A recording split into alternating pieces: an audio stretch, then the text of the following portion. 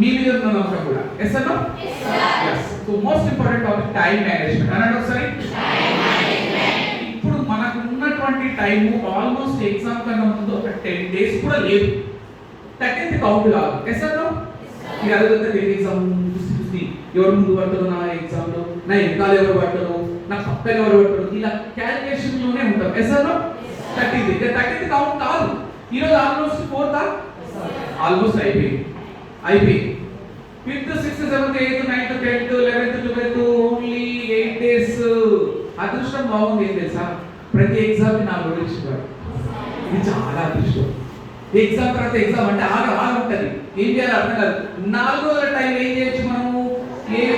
చదువుకోవాలా, copy కొట్టాలా? ఎలా చదవాలి, ఎలా రాస్తే బాగుంటుంది అని ఆలోచన. So each and every exam కి 4 days తీసుకున్నా, రఫ్ గా 30 days వరకు టైం ఉంది మనకి. ఎగ్జామ్స్ అంతా రఫ్ ఎత్తున్నా అంటే 30 రోజుల విలువైన సమయం ఉందలేదే. ఇంకా టైం అంతే కదా. యాక్చువల్లీ క్లాస్ 1 month ముందు ఉంటే బాగుండేది. బట్ నో ప్రాబ్లం, మీ దగ్గర అమూల్యమైనటువంటి 30 రోజుల సమయం ఉంది.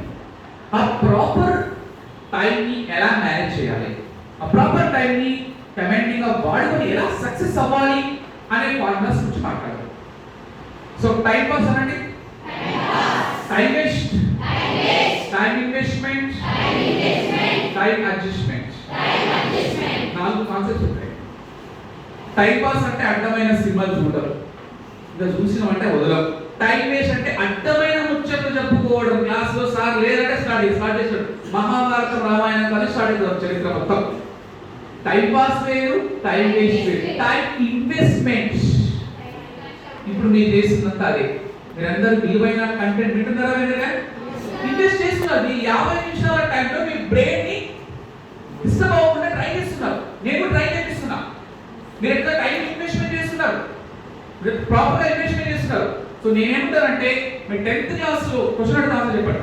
3 క్వశ్చన్లు అడుగుతా, ఓకేనా? ఒకసారి హ్యాండ్ రైజ్ చేసిన వాళ్ళు రెండోసారి చేయకూడదు. ఫస్ట్ క్వశ్చన్ కి హ్యాండ్ ఎత్తితే సెకండ్ క్వశ్చన్ కి ఎత్తకూడదు. ఇది ఛాన్స్ అయిపోయింది. సెకండ్ క్వశ్చన్ క్లిక్ చేసిన వాళ్ళు థర్డ్ క్వశ్చన్ కి ఎత్తకూడదు. ఎస్ అన్నా? చూద్దాం ఎంతమంది ఉంటారు. 10th క్లాస్ లో మంచి మార్కులు వస్తే బాగుంటుంది అన్న వాళ్ళు చేయండి. 10th క్లాస్ క్వశ్చన్ బాగా వినండి. ప్రతి వర్డ్ లో లాజిక్ ఉంటుంది. 10th క్లాస్ లో నాకు మంచి మార్కులు వస్తే బాగుంటుంది అన్న వాళ్ళు చేయండి. ఓకే, చెప్పండి. రెండో క్వశ్చన్. సార్ 10th క్లాస్ లో మంచి మార్కులు రావాలి సార్, రావాలంటే అన్న వాళ్ళు చేయండి. రైట్. 100 6 అయినా 6 100 అయినా 10th క్లాస్ లో మంచి మార్కులు కొట్టాల్సిందే, మా పేరెంట్స్ గిఫ్ట్ ఇవ్వాల్సిందే అన్న వాళ్ళు చేయండి. రైట్. కొట్టండి, క్లాస్ కొట్టడం అందరికి. Right, almost nice nice. అంటే మీరు ఫస్ట్ ఆప్షన్ కే డ్రాప్ అయిపోతున్నారు కొంతమంది. రావాలా? రావాల్సిందేనా? రావాలి కాదు, రావాల్సిందే. లైఫ్ టైం, మన జీవిత కాలం మనకు సపోర్టింగ్ గా ఉండేది 10th క్లాస్ సర్టిఫికేట్ మాత్రమే. అది లైఫ్ టైం. డ్రైవింగ్ లైసెన్స్ కైనా, పాస్పోర్ట్ కైనా, ఏరికైనా మీ 10th క్లాస్ సర్టిఫికేట్ ఉందా అంటాడు. ఇక చూపిస్తూనే ఉండాలి ఎప్పటివరకు? మనం చనిపోయేంత వరకు. మనం చనిపోయేంత వరకు మనకి ఏ సర్టిఫికేట్ ఆధారమవుతుంది? దాంట్లో 360 ఉంటే బాగుంటాయా, 560 ఉంటే బాగుంటాయా? నేనేమంటానంటే 560 అందరికి రావు, అది మీకు కూడా తెలుసు. ఇందులో కొంతమంది 360 ఉన్న వాళ్ళు ఉంటారు. కనీసం క్లాస్ వినడం 360 నుంచి 400 వెళ్తాయి కూడా. ఇప్పుడు నేను చెప్పే క్లాస్ వల్ల భయంకరంగా మారుతారనే అవకాశం లేదు. కొంతమంది మాత్రం మారుతారు. అందరు మారితే ప్రపంచం ఎప్పుడో మారిపోయింది. అందరు మారితే ప్రపంచం ఎప్పుడో మారిపోయింది, ఎప్పుడో డెవలప్ అయ్యింది. అందరూ మారడు, కానీ కొంతమంది మారుతారు. ఆ మారడం కోసమే మీరు చెప్తున్నటువంటి ప్రయత్నం. పాయింట్ 1, 10th క్లాస్ లో ప్రాపర్ సెట్ చేసుకోవాలంటే ఫస్ట్ టైం ఇంపార్టెంట్. టైంని మేనేజ్మెంట్ చేసుకోవాలి, టైంని ఇన్వెస్ట్మెంట్ చేసుకోవాలి, టైంని అడ్జస్ట్మెంట్ చేసుకోవాలి. ఈ మధ్య కాలంలో చాలా మంది ఒక డైలాగ్ కొడతారు. ఏదంటే టైం వేస్తాం, టైం వేస్తాం. కూలీ పని చేసే వ్యక్తి నుంచి అంబానీ వరకు ఒకటే డైలాగ్. టైం అంటే టైం లేదు, టైం ఎందుకు ఉండదు? టైం ఎవరికి ఉండదండి. అంబానీ గారికి కూడా 24 hours అడుగుకునే వ్యక్తి కూడా 24 గంటలే. అతను ఎందుకు అంబానీ అయ్యాడు? ప్రాపర్ గా వాడుకున్నాడు, ప్రాపర్ గా యూజ్ చేసుకున్నారు. సో టైం అడ్జస్ట్మెంట్ చేసుకోవాలి. ఎవరికి టైం ఉండదండి. నాకు లేదు, మీకు లేదు, ఎవ్వరికి ఉండదు. మీకు డైలాగ్ లేకపోతే నన్ను అడగండి. ఎప్పుడు టైం లేదు. ఒక సందర్భంలో ఒక ఉపాధ్యాయుడి దగ్గరికి ఒక పిల్లోడు వెళ్ళాడు. ఫెయిల్ నోట్స్ రాసినావా అంటే రాయలేదు సార్ అన్నాడు. ఎందుకు రాయలేదు? సార్ టైం లేదు సార్, నేను అంతా బిజీగా ఉన్నాను. మళ్ళీ నెక్స్ట్ డే రాసుకురమని చెప్పాడు. రాసేవాడి రాయలేదు సార్, టైం లేదు. ఇలా ప్రతిసారి టైం లేదు టైం లేదు టైం లేదు అంటున్నాడు పిల్లోడు. అట్లనా సరేదా అని ఆ పిల్లోడిని కూర్చోబెట్టి ఒక గాజు పాత్ర, తెలుసా గాజు పాత్ర తెలుసా, మనం సైన్స్ ఎక్స్పెరిమెంట్ చేస్తాం కదా, అలాంటి ఒకటి తీసుకొని అక్కడ ముందు పెట్టాడు, టేబుల్ పెట్టి ఈ గాజు పాత్ర లోపల నేను కొన్ని గులకరాలు వేస్తాను చెప్పాడు. వీడియో గులకరాలు రౌండ్ ఉంటాయి, ఆ పెద్ద గులకరాలు చిన్నవి కావు పెద్దవి, ఆ గులకరాలు తీసుకొని ఆ దాన్ని వేశాడు, ఆ గాజు పాత్రలో వేశాడు. యాక్చువల్ ఎక్స్పెరిమెంట్ చేయాలి, టైం లేక నేను తీసుకురాలేదు, మార్నింగ్ హడావిడిగా మీ క్లాస్కి రావడం జరిగింది. ఆ ఎక్స్పెరిమెంట్ కార్లో ఉంటే ప్రిన్స్ నో ప్రాబ్లం. అయినప్పటికీ ఎక్స్పెరిమెంట్ కళ్ళకు కట్టే విధంగా చెప్తాం, పిక్చర్ విషయంతో చెప్తాం. ఆ గాజు పాత్రలో గులకరాలు వేస్తా ఉన్నాడు, నిండిపోయినాక పిల్లల్ని అడిగాడు, ఇంకేమైనా పడతాయా అన్నాడు. ఇంకా ఏమన్నా చిన్న చిన్న రాళ్ళు పడతాయి సార్ అన్నాడు. అవునా అంటే చిన్న చిన్న రాళ్ళు ఏం చేశాడు, ఎక్కడ గ్యాప్ ఉంటుందో ఆ గ్యాప్ లో ఫిల్ చేశాడు, పట్టినాయి. ఇంకేమైనా పడతాయంటే ఇక పట్టావు సార్, ఇంకేం పడతాయి, ఉల్లైపోయింది సార్, ఇంకేం పట్టారు అనేసరికి వెంటనే మేస్త్రి పని చేసే వాళ్ళు, కాపీ మేస్త్రి అని ఇసుకని మొత్తం సన్నా చేసి చూసారా, చాలా సన్నగా చేసిండు. తెచ్చి ఒక కప్పులో తెచ్చి చిన్నగా సైడ్ నుంచి పోస్తా ఉన్నాడు, పట్టింది. బాగా ఎక్సలెంట్ సార్, మొత్తం నింపేసి ఇంకేమైనా పడతాయి, ఇంకా అసలు పట్టాలి సార్, ఇంకేమైనా పడతాయి సార్, మొత్తం పైన నిండిపోయింది పట్టదు. అవునా అని ఒక చిన్న గ్లాసులో వాటర్ తెచ్చి చిన్నగా స్లోగా పోస్తే గ్లాస్ మొత్తం ఫుల్ అయిపోయి వాటర్ పైకి వచ్చింది, కింద పడడానికి రెడీగా ఉంది. అడిగాడు, ఇంకేమైనా పడతాయా? ప్రపంచంలో ఇంకా ఎవరు దాంట్లో పట్టించలేదు సార్, అది అసాధ్యం అన్నాడు. అవునా కదా, వాటర్ పైకి వచ్చి ఏదేస్తే ఏమవుతుంది, పడతాయి సార్. నేను ప్రభుగా సార్, ప్రపంచంలో భగవంతుడు కూడా ఆ వాటర్లో ఏ వేసినా కూడా వాటరు కింద పడిపోతుంది, పాసిబిలిటీ కాదని చెప్పాడు. అవునా సరే, నీ కోడి పండుగ వస్తుంది, అవునా తెలుసా, ఆరెంజ్ కలర్ తీసుకొచ్చి కొంచెం చేతులు తీసుకొని ఇట్లా చల్లింది, పట్టుకుంది. ఎల్లో కలర్ తెచ్చింది, పట్టింది కొద్దిగా పింక్, ఎల్లో, గ్రీన్, ఓ 10 కలర్ వేసిండు, పడుతూనే ఉంది. అరే సార్ ఇంత గ్రేట్ సార్. ఎస్, టైం ఎవరికి ఉంటుందండి, టైం ఏం చేసుకోవాలి, అడ్జస్ట్మెంట్ అనండి ఒకసారి. కుంట కోనలు, వాగు వంకలు, చెట్టు చేమలు, ఎన్ని ఆటంకాలు ఎదురైన ప్రమాదం మాత్రం ఆగదు, అలాగే సమయం కూడా ఆగదు. ఏడాది నిజమేంటో పరిశీలన చేయలేని విద్యార్థి మాత్రమే తెలుసు, నెలలు నిండక ముందే బిడ్డను కన్న తల్లికి నెల విలువ ఏంటో తెలుస్తుంది. ప్రాణాన్ని నిలబెట్టేందుకు చేసే ప్రయత్నంలో వైద్యుడి క్షణం విలువైంది, మిల్లీ సెకండ్ల విలువ. ఒలింపిక్ రేసులో స్వర్ణ బదులు రజతం సాధించిన క్రీడాకారుడికి మాత్రమే తెలుసు. మీకు ఏమర్థమైందో నాకు అర్థం కాలేదు, కానీ ఒకటి అర్థమైంది, ఏదో సార్ భారీ కొటేషన్ చెప్పాడ, దాంట్లో ఒక డైలాగ్ అయితే అర్థమైంది. ఏమంటుంది, సమయం. ఎస్ అన్నా, ఎప్పుడైనా మనకి సమయం అంటే కోల్పోయాక బాధపడుతుంది. మన ఏజ్ పెరిగినా కొద్దీ టైం కూడా తెలుస్తుంది. మీకు ఇంకా తక్కువ తెలుస్తుంది, 40-50 దాటిన తర్వాత ఇంకా భాగంలో తెలుస్తుంది. నేనేమంటానంటే టైం ఎవరికి ఉంటుంది, ఏం చేసుకోవాలి, అడ్జస్ట్మెంట్. ఎక్కడ దొరికితే అక్కడ, ఎక్కడ గ్యాప్ దొరికితే అక్కడ అడ్జస్ట్మెంట్ చేస్తూనే ఉండాలి.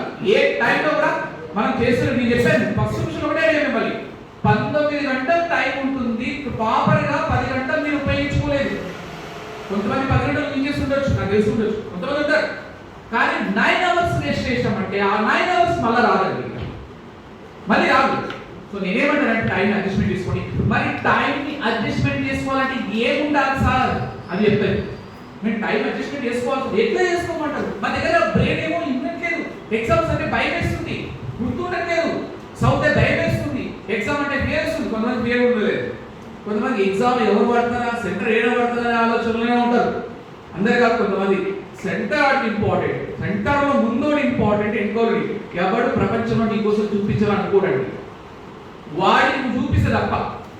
నువ్వు ఆల్రెడీ ఏం చదవలేదు అనుకో, వాడిని ఏదైతే రాడు. ఎస్ సార్, చదవని వ్యక్తి దగ్గర చదివే వ్యక్తి కూర్చుంటే వాడితో మాట్లాడాడు, తెలివైన వాడికి వెళ్ళి వాడిని డిస్టర్బ్ అవుతాయి కదా. అయినా ఎగ్జామ్ చూసి రాయాల్సిన కర్మ మనకేం పట్టిందని మినిమం నాలెడ్జ్తో వెళ్ళాలి కదా. కాబట్టి టైంని ఈ 30 to 35 డేస్ని ఎలా ఇన్వెస్ట్మెంట్ చేయాలని కొన్ని ఎగ్జాంపుల్స్ ఇస్తా, కొన్ని ప్రాపర్ కనెక్షన్స్ ఇస్తా, వాటిని బాగా యూజ్ చేసుకోవాలి. పాయింట్ 1 మైండ్ సెట్ అనండి ఒకసారి. టైం మేనేజ్మెంట్ లో అత్యంత ఇంపార్టెంట్ అయినటువంటిది టైం మేనేజ్మెంట్. టైం మేనేజ్మెంట్ లో mindset important. What is important? What is mindset? Mindset అంటే ఏంటి? సో మైండ్ సెట్ అంటే మన ప్రాపర్ మైండ్ ని, మనకున్న మైండ్ ని చాలా జాగ్రత్తగా యూజ్ చేసుకోవడం. ఫర్ ఎగ్జాంపుల్, జరిగిన స్టోరీ, జరిగిన అద్భుతమైన కథ.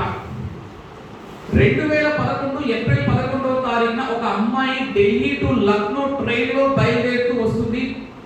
రాత్రి 11:25. ఏ టైంలో? అమ్మాయి లక్నో టు ఢిల్లీ ట్రైన్. జరిగిన స్టోరీ, అద్భుతమైన స్టోరీ, ఇన్స్పిరేషన్ స్టోరీ, ప్రతి ఒక్కరిని కదిలింపజేసే స్టోరీ.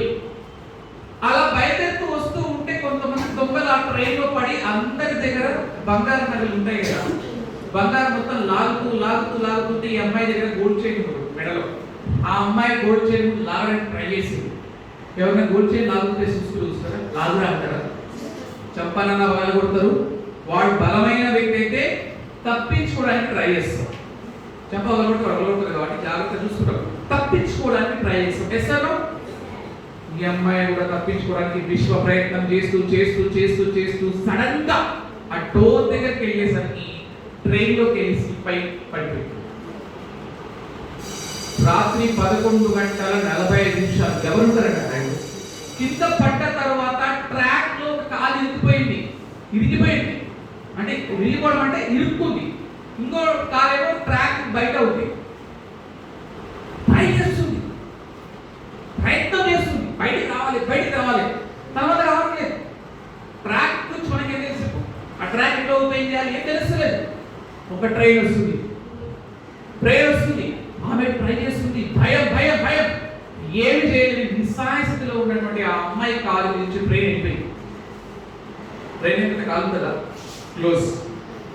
రాత్రి 11:45 నుంచి మార్నింగ్ 4:45 వరకు ఆ అమ్మాయి కారు నుంచి దాదాపు 20 నుంచి 30 ట్రైన్లు వెళ్ళిపోయాయి. హైవే ట్రాక్ స్టిల్ జరిగేస్తుంది. కాలు మొత్తం డ్యామేజ్ కాదు, పార్ట్ వెళ్ళిపోయింది. ఒక కాలు మాత్రమే ఉంది బయట. ఆ పెయిన్ భరిస్తుంది, ఆ నొప్పిని భరిస్తుంది. ఇక్కడ రుజువుమెంట్ అంటే బ్లడ్ ఉంటే ఎలుకలు వస్తాయి. అడవి ప్రదేశంలో ఎలుకలని పీకడానికి ట్రై చేస్తుంది. అయినా భరించింది. అదృష్టమేమో కానీ 4:45 ఆ ప్లేస్ లో ఉన్న కొంతమంది పొలాల్లో పనిచేసే వాళ్ళని చూసి వెంటనే తీసుకెళ్లి హాస్పిటల్ జాయిన్ చేశారు. ఒక కాలు అయిపోయింది, ఇంకో కాలు మొత్తం ఫ్రాక్చర్ అయిపోయింది.